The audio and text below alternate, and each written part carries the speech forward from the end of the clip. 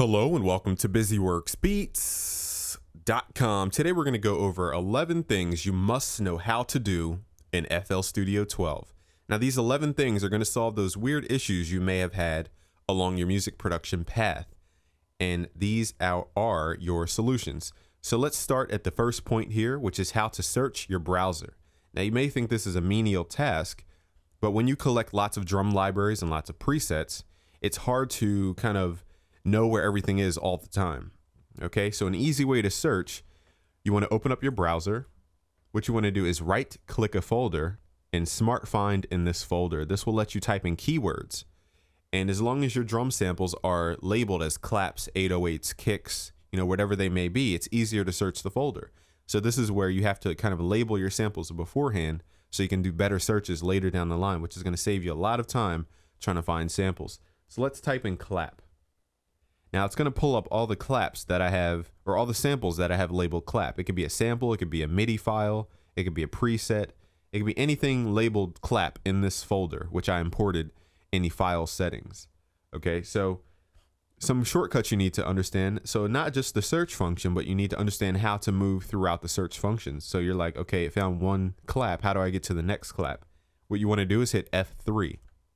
That will take you to the next available sample or file named clap.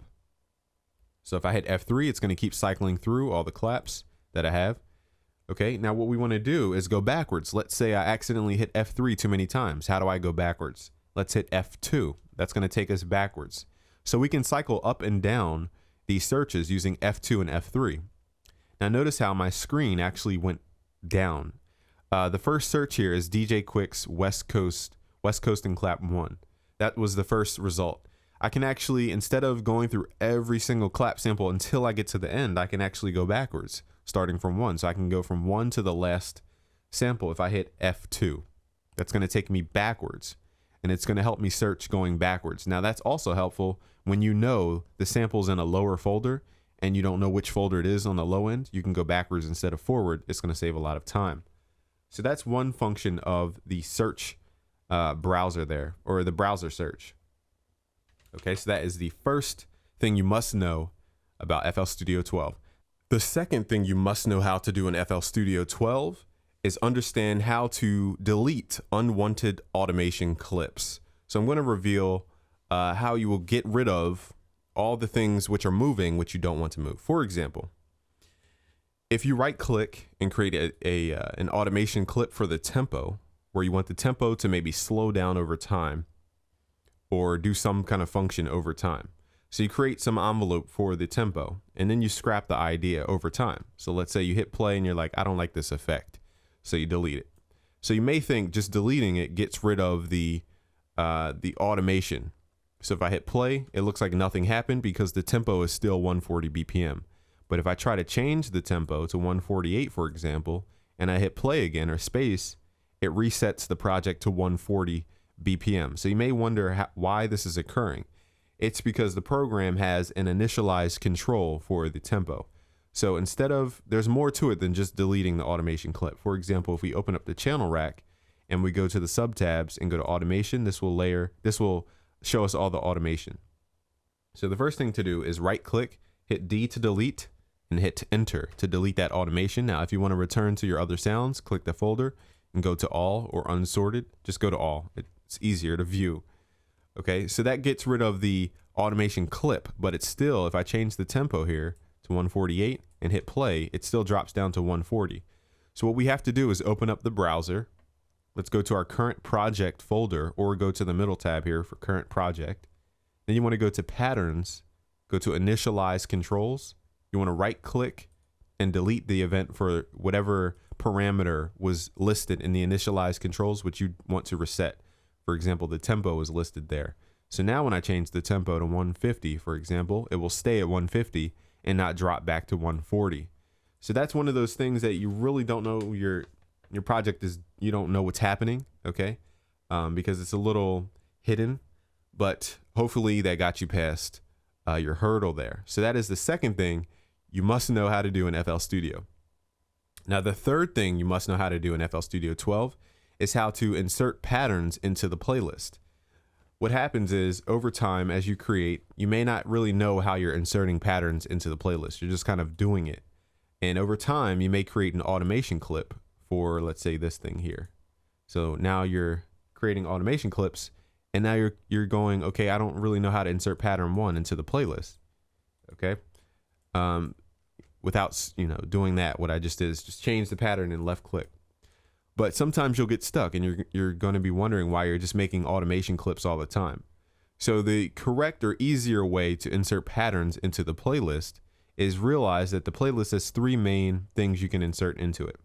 The first is audio, the second is automation clips, and the third are pattern clips, your sequences.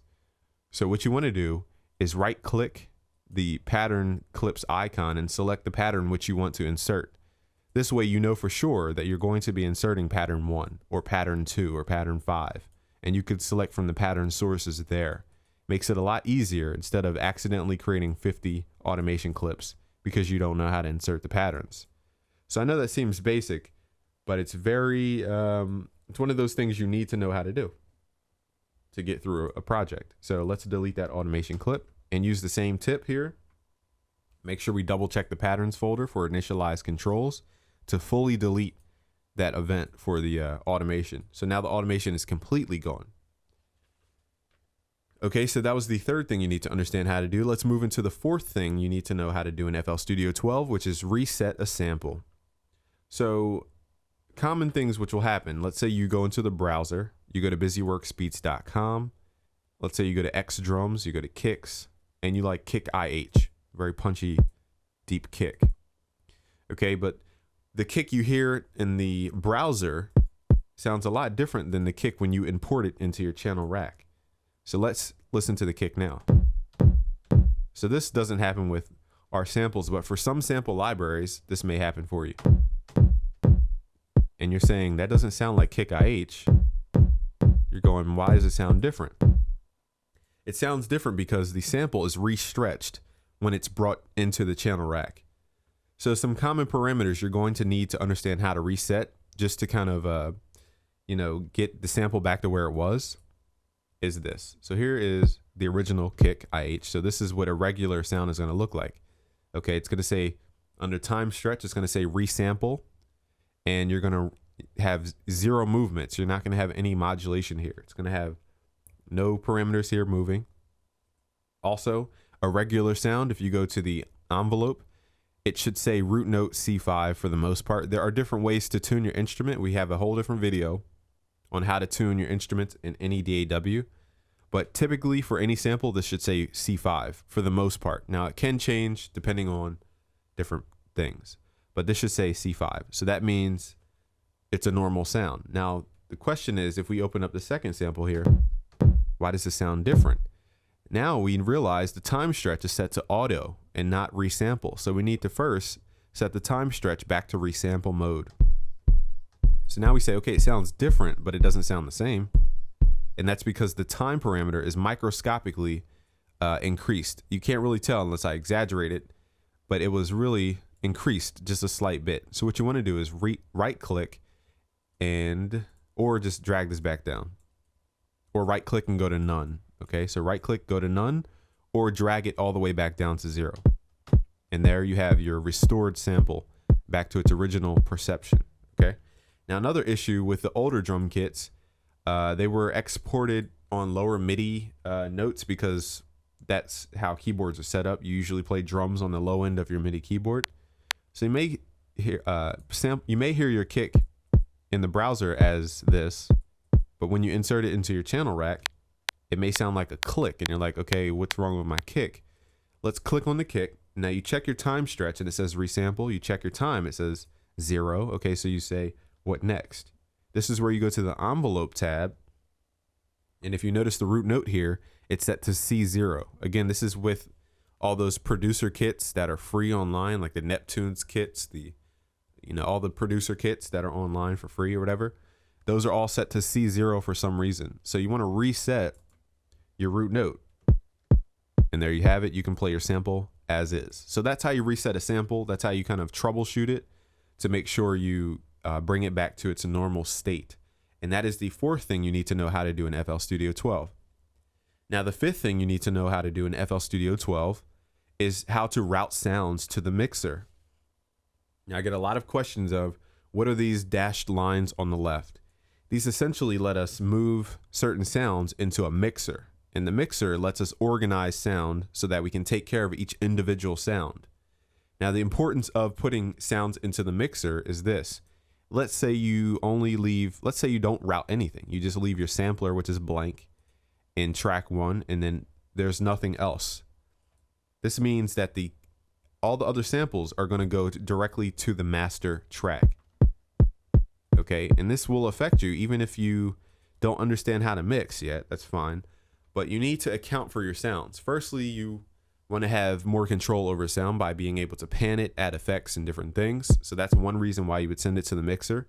But the more practical reason is because if you're creating stems for your project or tracking out your project into WAV files, you need to have each individual sound on its own mixer insert or in a group of sounds, because people need to have the individual sounds.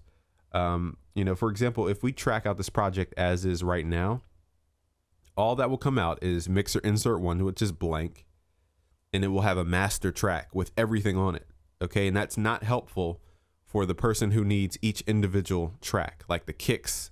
They need the snare separated, they need the pad separated, they need the hi-hat separated, for the artist. So when you're creating stems, it's important to send these things to the mixer. So the question is, how do you do it? If you don't have the new version of FL Studio 12, which allows you to set the mixer insert to the left, which is just left clicking and dragging to a new number. So these all have their own mixer insert now. So when I hit kick IH, it plays under mixer insert 2. So now it has its own defined space.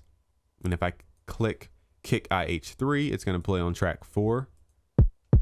Okay, so it has its own defined space. And that's so important, again, when it comes to tracking out projects. Now, if you don't have these dashes to the left where you get to choose the mixer insert simply by left clicking and dragging, that's a new update to FL Studio, by the way. I didn't do anything special, it's just an update. What you want to do is click on your sample and you'll see a dashed line to the top right. This is the mixer insert, which it's routed to.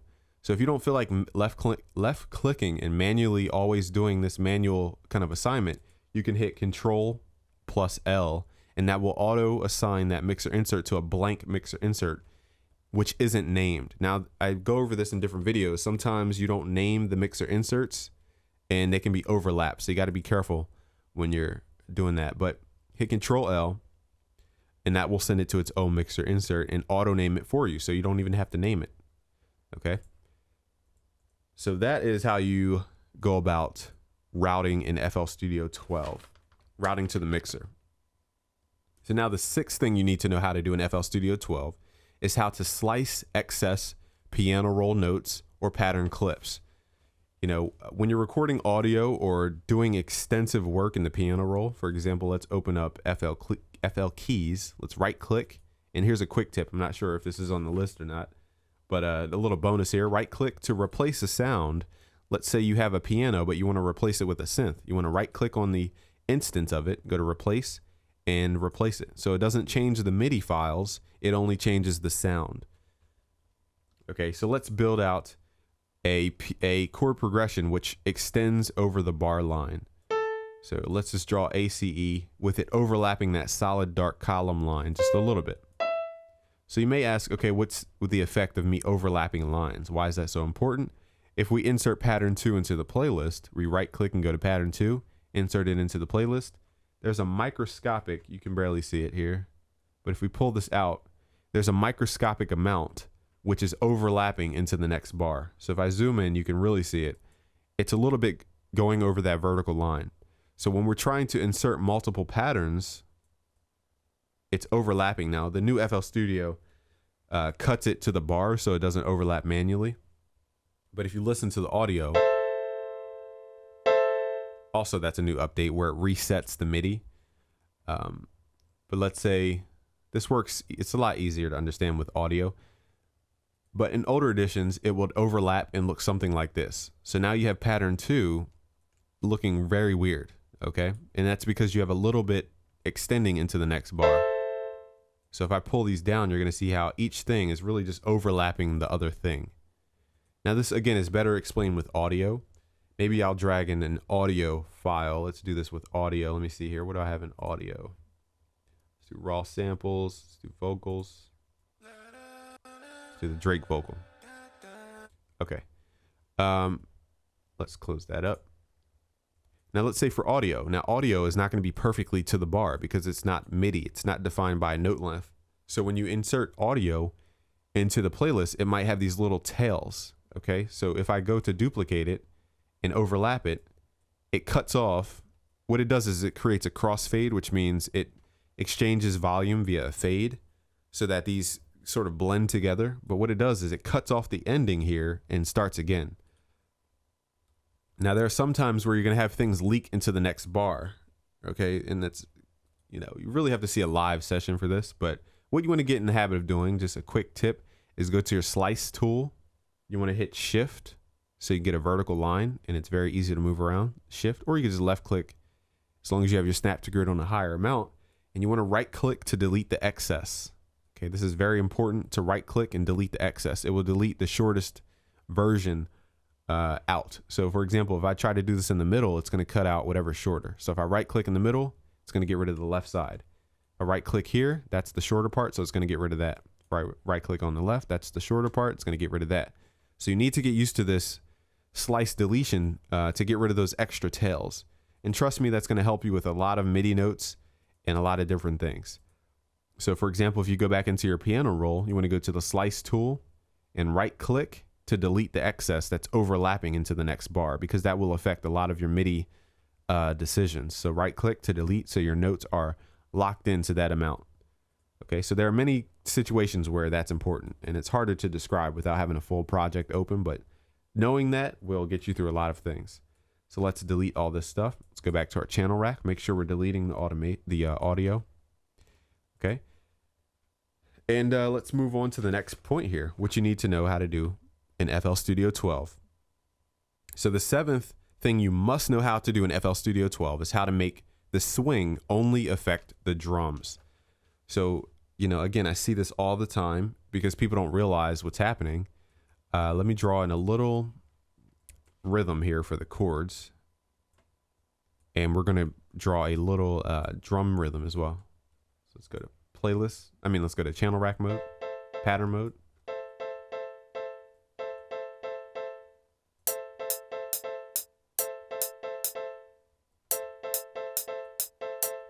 So I just have a basic pattern. That's fine. We're not trying to be Picasso, Beethoven here. Let's go to X drums. Let's open up some snares. And let's open up a hi-hat. Okay, so now we have the elements we need. Let's go to pattern 3. Now, this is not the way I would generally produce. I usually put hi-hats and snares on different patterns. But let's say I want a closed hi-hat similar to that and just snares here. I'm going to make this pretty basic. Let's actually stretch that out.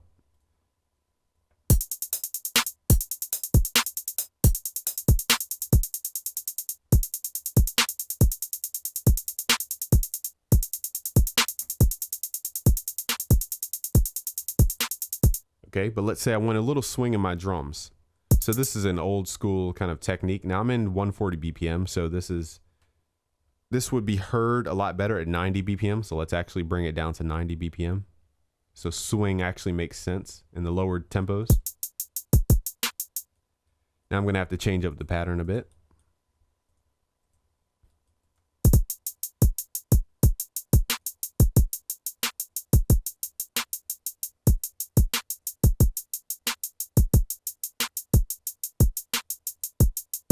Okay, so let's say I want a little swing on my drums.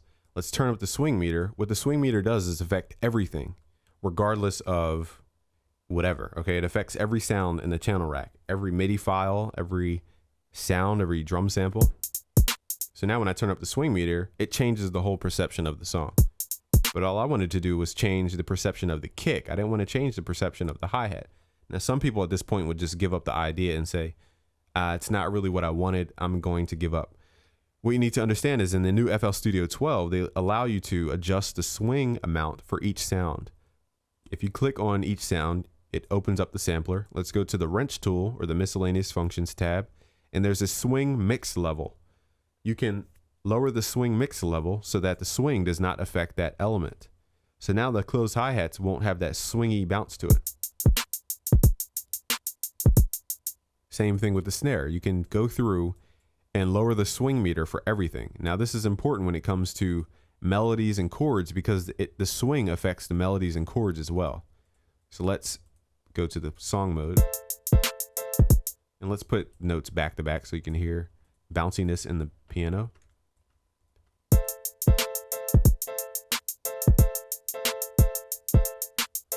Okay, so there's a little bounce in the piano. You can hear it go dun, da, da, da, da. Okay, that's the bounce from the swing meter. What we can do is turn off the swing on the piano. Now, some people may not even realize they're affecting their MIDI, and this is crucial. So go to the wrench tool, left click, and pull down that swing meter for your instruments. If you don't want the swing to affect your instruments, only your specific elements.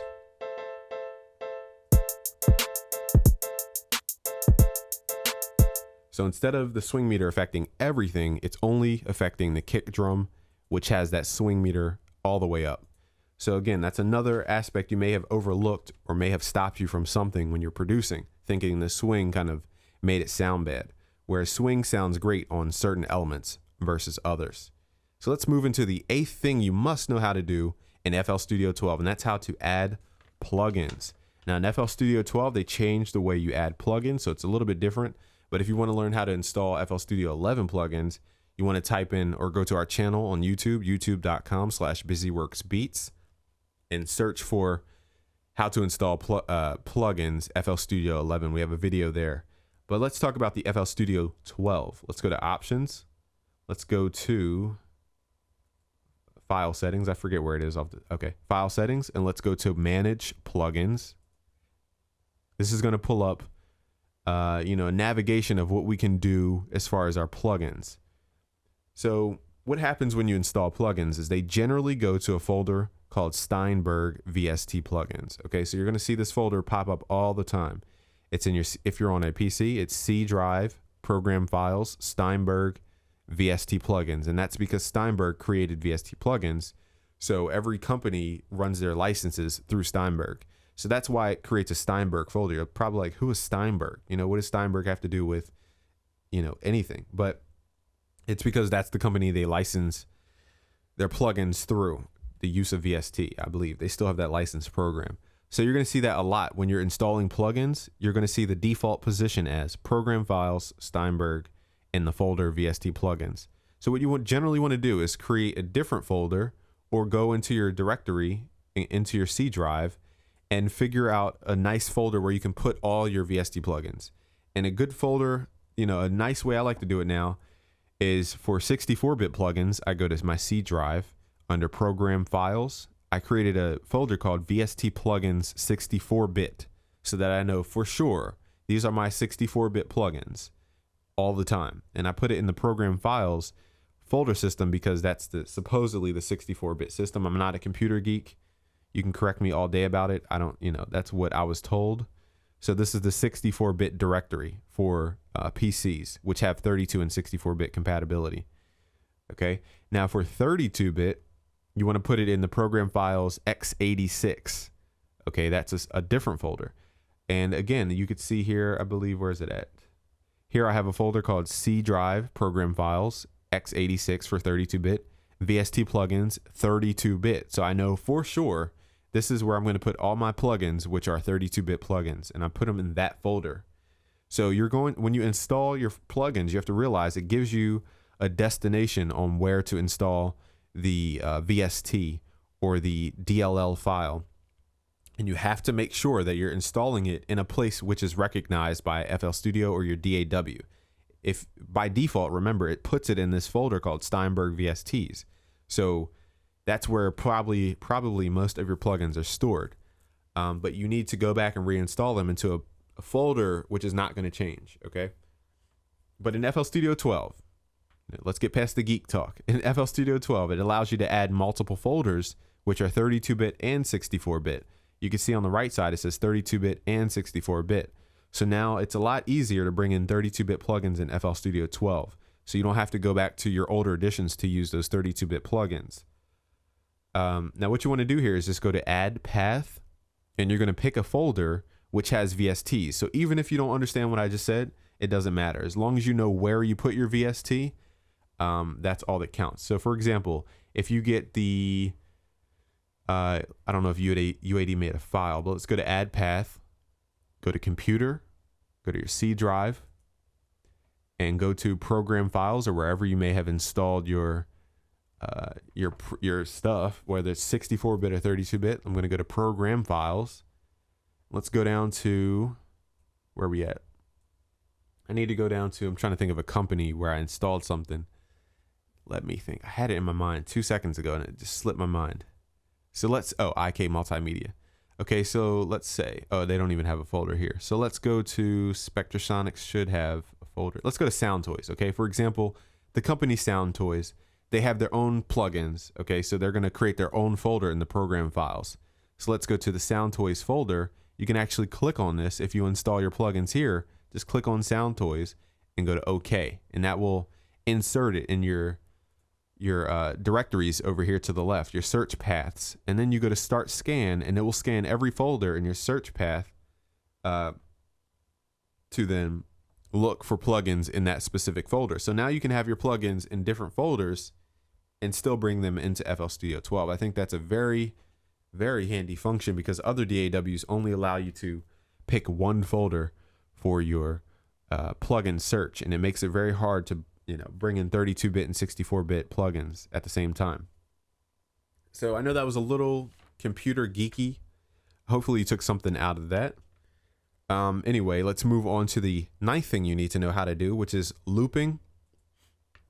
So let me click out of here. Looping, selection, and deselection. So in FL Studio, if you go to the playlist, there are many ways to loop, okay? But a common function you want to get used to is hitting Control and left clicking things to select them. Okay. Now, some people like to right click, but what happens when you right click on the timeline is it's harder to kind of get rid of the loop. Okay. You kind of have to know what you're doing there as far as the loop, because if it's this big and you're trying to figure out how to, it gets clangy, it gets messy. So right clicking is not always the solution, but it is possible. You can right click on the timeline to loop a section and hit space to then play that section. Now, a better habit I found is hitting Control and left clicking to highlight different things. So this is how you select. Just hit Control and left click. Now, a way to micro select is hit Control and then Shift and hit left click. This way you can select individual pieces, and you can actually unselect or deselect. I don't know the proper word for that, but you can unselect it. Okay, so if you don't want this pattern to be affected by whatever you're going to do, you can hit Shift Control. I'm holding it down and I'm left clicking to unselect it or deselect it. Deselect, I think, is the proper word. Write it in the comments. Let me know how bad my vocabulary is. So here in pattern 2, again, if you hit Shift Control and you left click, notice how this is still highlighted, but I can deselect these options down to the bottom. Okay. So that is how it gives you more fluid motion when you're trying to select things. So let's say you're in the piano roll and you just want to select a certain section. You have to realize your snap to grid plays a big part on how you use the bar up top. So if you have it on half steps, you're only going to lock into half steps. Notice how I can select very microscopic steps here. If I hit Control and I left click and drag on that timeline. Now if I change my snap to grid to, let's say, a half a beat, it's going to select bigger chunks. Okay, so just understand that.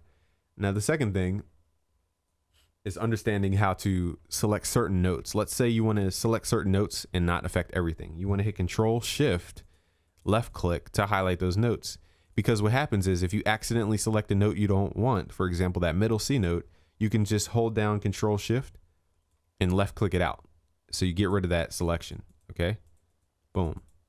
So that's a really easy way to kind of get through different selections. Now it may seem basic, but it really helps. Okay, so for example, if you hit Control, you highlight everything and you don't want to affect a specific part, hit Control Shift, select the parts you don't want to affect. Now you have to click on the note and drag out. you can't drag over the note. It won't do it. It won't turn green. It won't unselect. If you try to circle it, you have to click on the note to deselect it. Now, when I was saying unselect, it sounds so goofy. So deselect, I know, is probably the proper word. There you go. Okay, so let's move on to the 10th thing you must know how to do in FL Studio 12, which is how to create chops. So chops will save you a lot of time, especially when you're in higher BPMs or lower BPMs and you want to create hi-hat rolls, they're called. Glitchy type of sections. You want to right click, go to piano roll so that you have a defined kind of area to work with. Now we have a whole video on how to create hi-hat rolls and snare rolls, which you can search on YouTube. It's free. So the first thing you need to do is drag out the note lengths so that they actually have some kind of note length. For example, if I want to drag this out a little bit longer, I can chop this long note into smaller pieces. So to do that, I want to hit Control to highlight. Now you want to select how small you want the pieces to be. So go to your snap to grid, and I want them to be half steps. So now what I'm going to do is hit Control U, and it slices it up based on the snap to grid. Okay, now there are better ways to make hi-hat rolls. This is just an example. So that's a function you need to understand. It just makes it a lot easier to create rolls and glitchy type of areas. Now let's move into a bonus point, which is the 11th thing you need to learn. Actually, this is not bonus because this is 11 things you must know how to do in FL Studio 12. So now the last thing you need to learn how to do is how to change the sound of the metronome. And by default, it sounds like a block. So you're wondering why my metronome sounds like a hi-hat. What you can do is right click the metronome and actually change the sound of the metronome to whatever you're used to. I found that the hi-hat is very easy on the ears. The other sounds are pretty loud. So if you right click, you can select your sound for the metronome. Or you can go to tick, which is the default. Again, I find that leaks into the audio a lot. You can put it on a beep, even a cowbell. Okay, or a hi-hat. So there you have it. The 11 things you must know how to do in FL Studio 12. Please be sure to share this video. I know it's pretty long because I went into some solutions that you probably didn't know I was going to go over. But please share this with your producer friends who use FL Studio. This will help them get through those obstacles that they may not understand are affecting their creation process. So don't give up on those projects. Just use these 11 tips and 11 steps and use them in FL Studio 12. Please be sure to share this with your friends. Please be sure to like the video so we can help more producers around the world. And subscribe if you're new to BusyWorks Beats TV. Thanks for watching today. It's BusyWorksBeats.com.